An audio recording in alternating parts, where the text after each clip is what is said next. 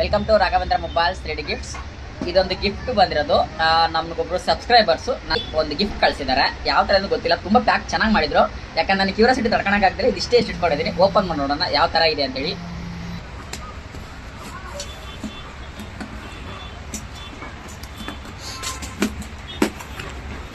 chocolate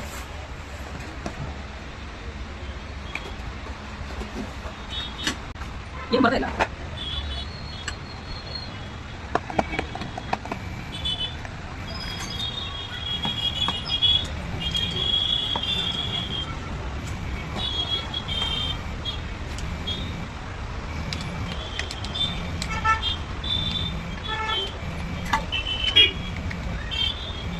ಅಲ್ವಾ,